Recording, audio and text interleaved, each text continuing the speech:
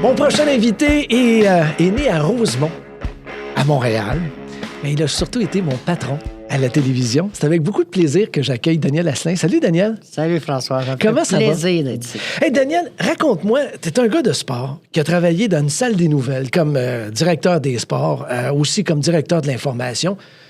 Es-tu capable de m'expliquer comment ça se fait que t'es abouti à Saint-Jean-sur-Richelieu en politique? Ben, j'ai eu un appel à un moment donné de Mme Sanson que j'avais connue à l'époque de TQS. C'était la patronne. Puis que je m'entendais très bien avec elle.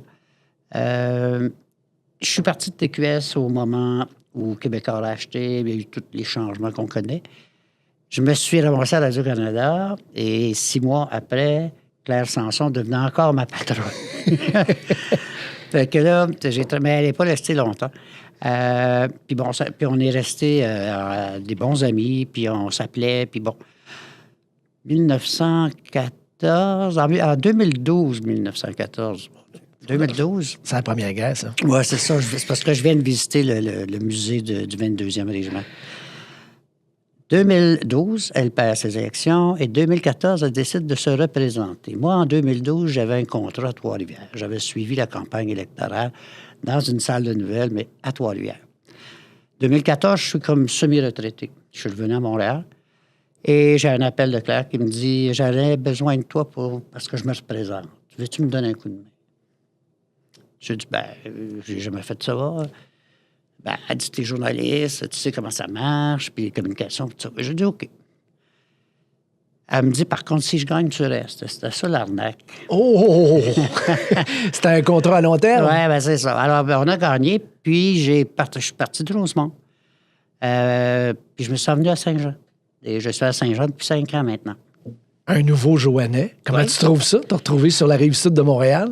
Bon, je trouve ça très bien. Puis je dois avouer que je connais bien Saint-Jean, mais ce qui est encore plus beau, puis ça, les gens ne le savent pas nécessairement, c'est que c'est un beau comté, Iberville. Il y a beaucoup de... Tu sais, les gens, ils pensent tous que c'est une plaine plate comme une table de poule. Exactement. C'est pas tout à fait ça. Il y a des belles montagnes. Il y a le lac, il y a la baie, il y a la rivière. Il y a un paquet de produits du terroir que moi, j'ai découvert. Donc, il y a 16 municipalités, là. 16 municipalités dans le comté. Tu sais, ça part de Saint-Paul-de-Botsford, ça descend jusqu'à Venise en Québec, Noyant, Marieville, puis à travers tout ça, il y a 16 municipalités. Donc, puis qui ont chacun leur petit caractère. Donc, il y a Saint-Jean, oui, mais il y a le comté aussi qui m'a attiré beaucoup. Daniel, tu as travaillé dans une salle des nouvelles, mais avant de travailler dans une salle des nouvelles, j'ai vu les photos dans ton album tantôt. T'étais un athlète? Eh bien, je le suis encore. Je le suis encore. Non. Tu joues au golf encore, mais... De moins en moins. Parce que je cogne pas à balle. Tu sais, les jeunes, aujourd'hui, mon fils, il a 27 ans, il frappe 300 verges. Tu sais, toi, t'es là avec ton fer, 5, puis t'essaies de faire 100 verges. OK. Je joue moins au golf. Je fais du vélo l'été. Okay. J'essaie de me tenir en forme. Mais quand t'étais vraiment jeune, oui. On retourne il y a quelques années seulement, là. Tu faisais de l'athlétisme. Oui, ça, c'était un addon. Vraiment, là, des fois, j'ai l'impression d'avoir le syndrome de l'imposteur, honnêtement, là. J'étais au collège, et puis il y avait les championnats provinciaux. Et le coach, le professeur, il inscrivait tous les jeunes dans des compétitions de lancer du poids, le javelot, le saut en hauteur, tout ça. 100 mètres, 200 mètres. Et puis, à un moment donné, il me dit, Daniel, il dit, je vais t'inscrire aux 800 mètres puis aux 1000. Fais-toi-en pas avec ça, là. Si tu finis la course... C'est un plus. C'est 1 point. OK. C'est 1 point. Le collège fait 1 point. Puis c'est juste ça que je te demande. J'ai dit, OK. Donc, on s'en va à Trois-Rivières. C'est les championnats provinciaux. Et puis, mon père, qui était un athlète, puis qui avait fait aussi de l'athlétisme, m'avait donné quelques petits conseils. Tu sais, il m'avait dit, reste dans le peloton. Fatigue-toi pas, sois stratégique. Puis, tu sais, si tu vois qu'à un moment donné, ben, tu sais.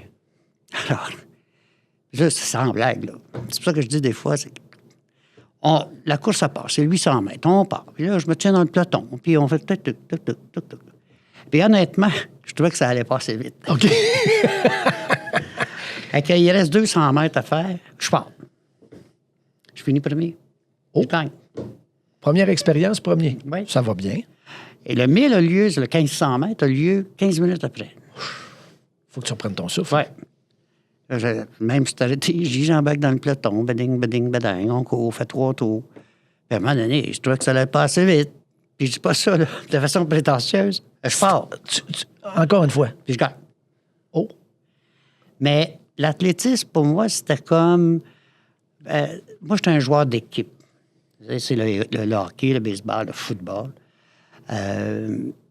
Donc, j'ai quand même réussi à représenter la Ville de Montréal au jeu de... Ils appelaient ça la finade de Copenhague. Le maire de repos m'avait donné mon bien.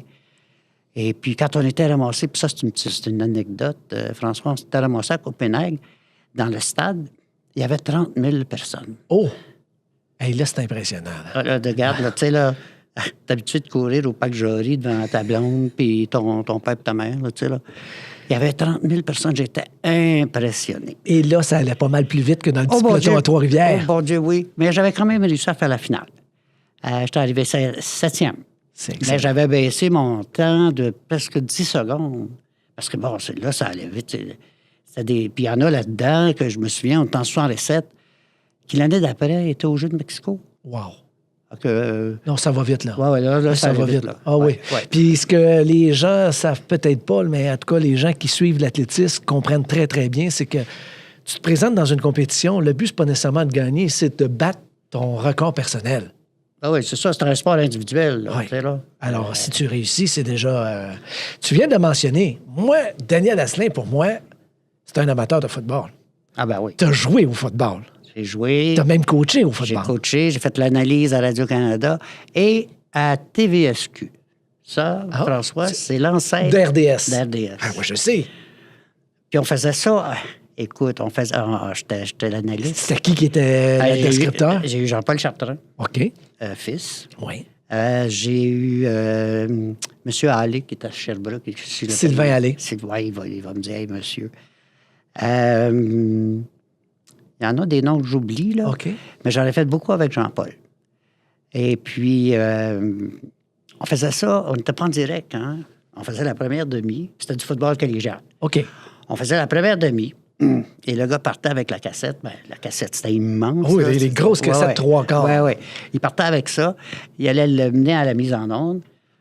Il partait. Puis là, on faisait la deuxième demi. Donc, on n'était pas en direct. Donc, quand tu finissais la deuxième demi, il fallait... Il y en a un autre qui courait pour arriver à temps, là. En plein ça. Donc, c'était un petit peu... rock'n'roll. Oui, mais c'était le fun. Oui. Ouais.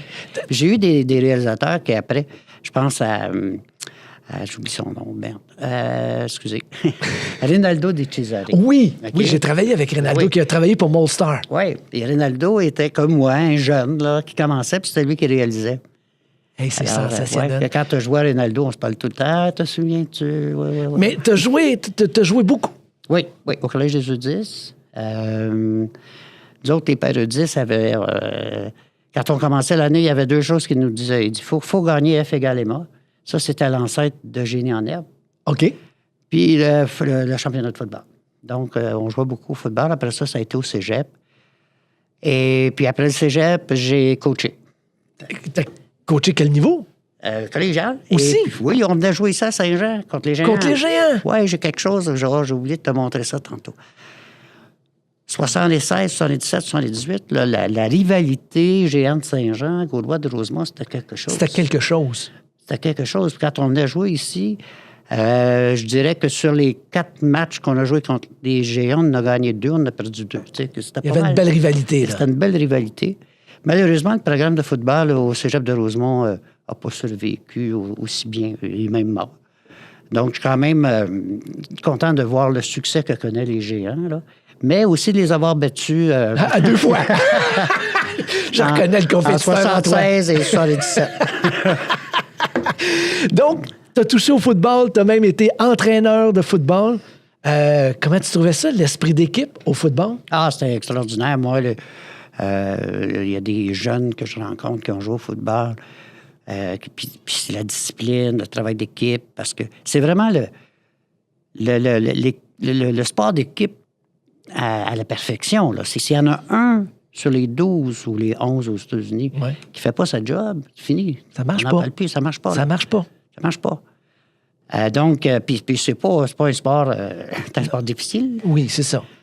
C'est demandant physiquement, mais c'est demandant aussi intellectuellement.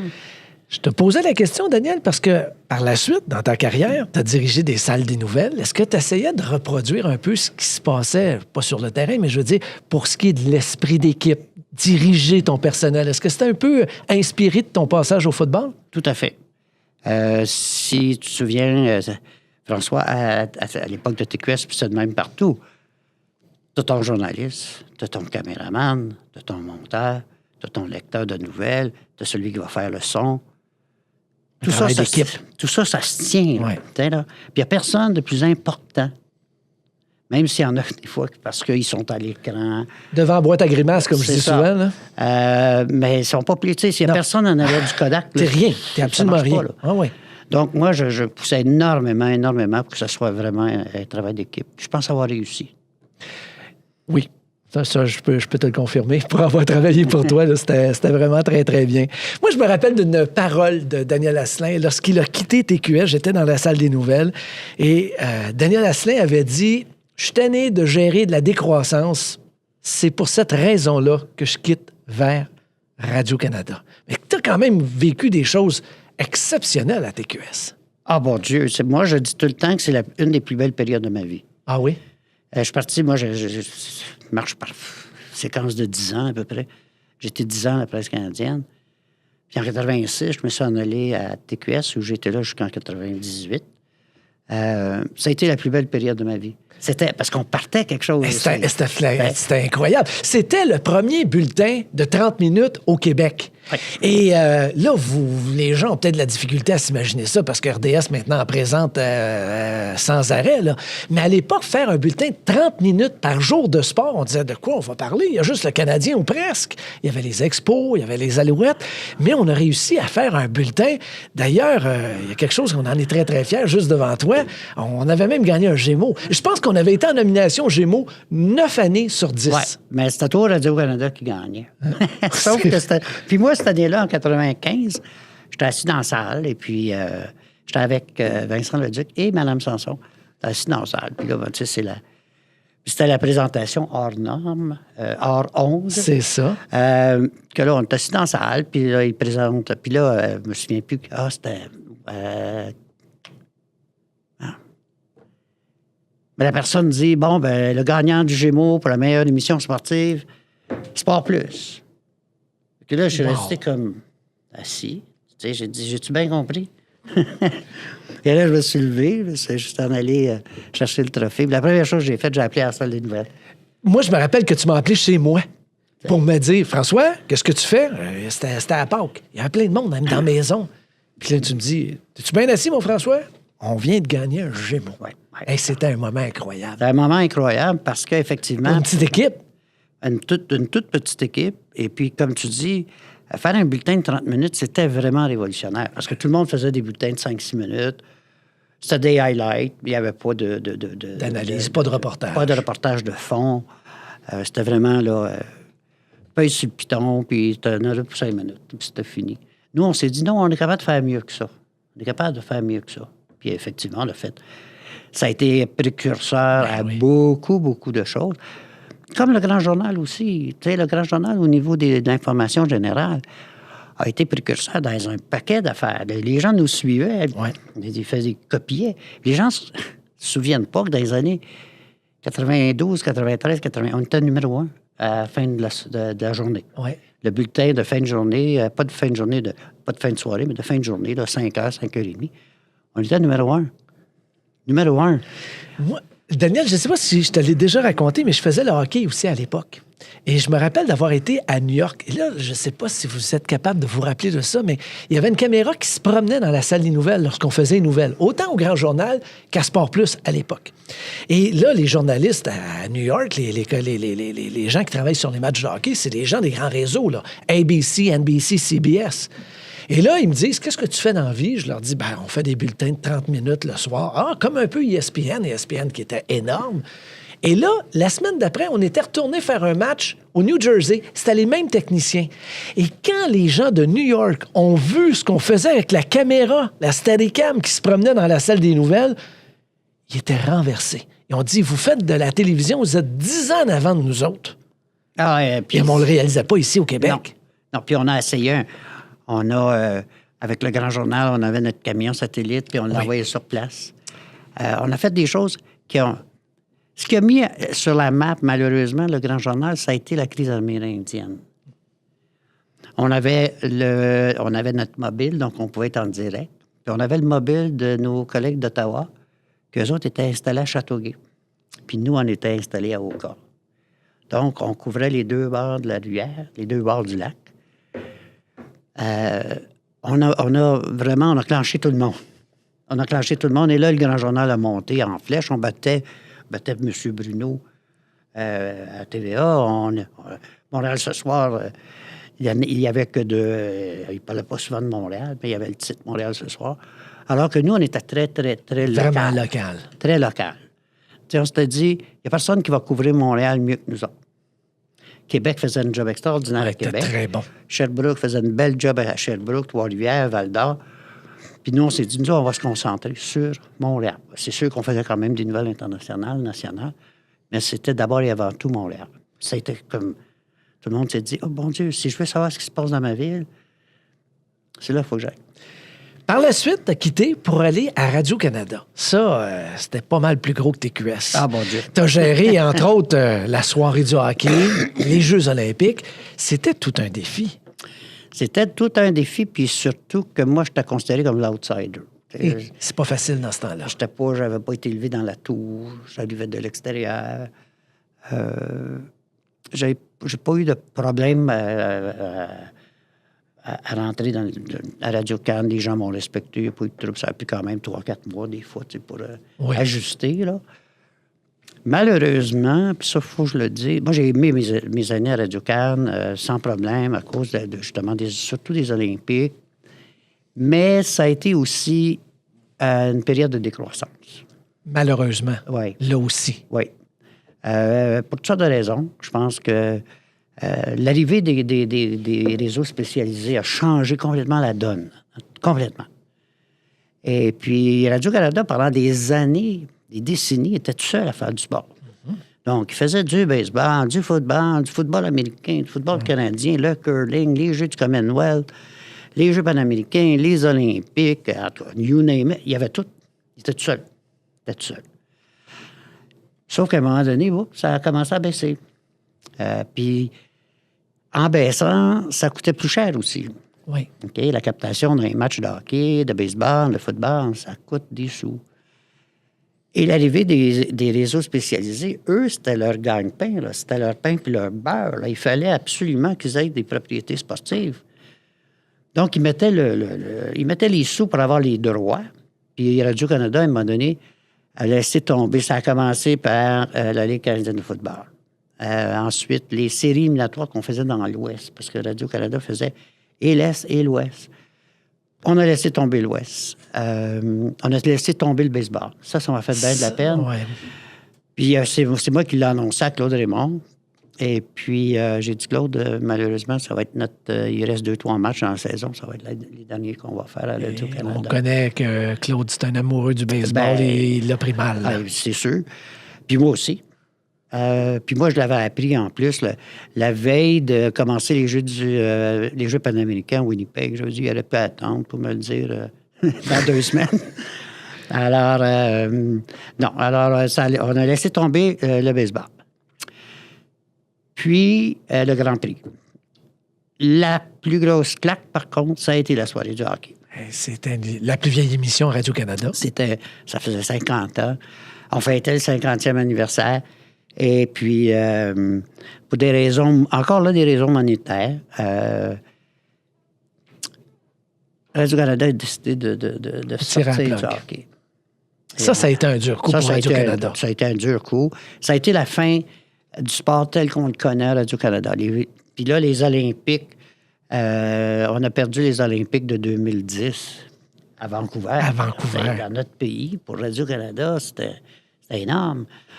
Donc, ça n'a pas été des... Ça a été des... J'ai aimé ça, mais ça n'a pas été des années faciles. Facile. Par contre, les Olympiques, ça c'est le rêve de n'importe qui. Là. Ouais. C'est le rêve de n'importe qui. Moi, malheureusement, les Jeux de Nagano, je ne les ai pas préparés parce que je suis arrivé au mois de janvier 98. Et puis, les Jeux avaient lieu 2-3 semaines après. Alors, mais par contre, je les ai vus de Montréal et je suis allé faire quand même une semaine à Nagano pour voir comment ça marchait. Mes premiers Jeux, ça a été Sydney. Wow. En Australie. Oui, à l'autre bout du monde. C'est loin. Avec le décalage horaire. Le fait que les Jeux là-bas ont commencé au printemps, parce que il fait tellement chaud l'été qu'ils ont fait ça au printemps. Non, puis ça a été des Jeux extraordinaires. C'était beau. Sydney, ça a été vraiment pour moi un coup de foudre. J'ai adoré ça. Les Australiens sont sympathiques, puis ils sont débrouillards. Ils nous ressemblent beaucoup, hein? Ils nous ressemblent beaucoup sur un paquet de trucs, là. On s'entendait, avec eux autres, il n'y avait pas de trouble. Ensuite, Sydney, ben là, il y a eu Salt Lake City. Ça, c'est autre chose. Je me souviens, moi, je revenais d'un voyage à Athènes parce qu'on préparait les Jeux tout le temps 2 ans d'avance. Hein. OK. C'était tout le temps 2 ans d'avance. Puis on revenait d'Athènes et puis je suis revenu le dimanche. Puis le lundi matin, j'étais embarqué dans mon auto puis je m'en allais vers Radio-Canada. 11 septembre. Oh, mon Dieu Seigneur. J'étais comme tout le monde. J'étais dans mon auto, j'écoutais Paul Arcand. Puis, bon, il y avait un petit avion qui était rentré dans le World Trade Center. Bon, OK. Mais, bon, c'était pas un petit avion. C'était plus que ça. Puis là, tu arrives, puis là, tu t'installes dans ton bureau, puis tu regardes ça. Puis on était tous là, tous en train de regarder ça. Puis ma réaction à moi, ça a été de dire, il n'y en aura pas d'Olympique à Salt Lake City. C'est fini, là. Les Américains m'ont dit, non, on ne peut pas prendre de chance, on n'y va pas. Heureusement, je me suis trompé. Les Américains, par orgueil, oui, mais qui étaient bien organisés aussi. Puis, bon, on a tout le scandale de Salt Lake City, on n'entendra pas là-dedans, là, parce qu'ils avaient payé pas mal pour avoir les Jeux. Ils avaient pris les grands moyens pour les obtenir. Ah, bon Dieu, oui. ça avait coûté bien des petites enveloppes brunes, cette histoire-là. Comment? Puis c'est malheureux pour Québec, parce que Québec avait un des meilleurs dossiers, mais il n'y avait pas les enveloppes brunes. Alors, Salt Lake City, ça a été, c'est sûr que la médaille d'or au hockey, mais toute l'atmosphère autour... C'était spécial. C'était stressant. C'était stressant. Très. Juste nous, là, pour partir, pour se rendre à nos bureaux, il fallait passer par 3 arrêts de soldats. Vérification, les sacs. On sortait du camion, ils passaient les miroirs en dessous pour le regarder. C'était tout le temps les mêmes. À un moment donné, tu disais « Hey, Mike, it's me. » Non. Get out of here. On sortait. Bon. Alors, il y avait toute une atmosphère qui était un peu lourde. Et comment? Ouais. Je te regarde, Daniel, tu as les yeux brillants quand tu parles de ces années-là et je te comprends parce que c'est des années passionnantes. Est-ce que tu t'ennuies du sport? Énormément. Ben, je m'ennuie de travailler autour des sports. Là, je le suis énormément. Je continue à regarder les bulletins d'information. Je regarde encore... Ben là, je regarde plus le golf, mettons, là, à mon âge. Non. je regarde le hockey, le baseball. Je suis encore là, mais... Tu sais, moi, je suis de la génération, je l'ai faite. Là. Oui, tu as goûté. Ouais. Tu es capable de tourner la page, il n'y a pas de problème. Oui, puis dites, prenez le puck, là, c'est à vous autres, là. Okay. Allez-y. Puis je trouve que les jeunes, aujourd'hui, ont énormément de talent. Puis en plus, c'est des gens qui sont capables de faire du Kodak, du montage, du reportage, de l'écriture. On peut le choix maintenant, il faut toucher à tout. Oui. Alors, tu sais, c'est à eux, là, allez-y. Tu es prêt à tourner la page, à passer à autre chose, mais écoute, Daniel... T'es pas trop jeune de prendre ta retraite? Non, je veux pas. Je veux plus faire 40 heures par semaine. 40 heures, 60 puis 70 heures par semaine à certaines occasions. Je veux plus faire 40 heures, mais c'est sûr que je veux essayer de me trouver des choses à faire. Là, tu sais, là, je veux rester dans la région. Puis... Tu veux rester dans la région? Oui. Pour l'instant, oui. Montréal s'est rendu... Ben là, ils vont charger pour qu'on puisse rentrer là, dans Montréal. Là. Bien vite, on n'a pas assez d'argent pour y non, aller. J'ai un de mes bons amis qui demeure sur le plateau Mont-Royal, puis j'amène mon passeport quand j'y vais. Tu sais. Mais non, j'adore Saint-Jean, puis comme je disais en début d'entrevue, j'adore le comté aussi. Là. Ouais. Daniel, ça a été un plaisir. Ben, moi aussi. Ça a été vraiment le fun. Puis écoute, il faut remettre ça. On a plein de choses à se raconter encore. Sans problème. Merci, Daniel. Merci à toi, François.